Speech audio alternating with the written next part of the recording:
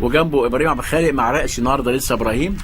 وعبد الله السعيد، الله يا راجل جون، يا راجل جون، يا راجل، باينه عبد الظاهر جايه له متقشر. بص الاوفر لما يكون كويس. بس عاوز اقول لكم حاجه، اللي عمل الجون ده رامي ربيعه، هو اللي راح صح، هو اللي راح صح، والكره اتردد بالعرض. وهنا حظ بقى، اديني فدان وبتديش فدان، وراد حظ لاحمد عبد الظاهر، تابعها كويس قوي.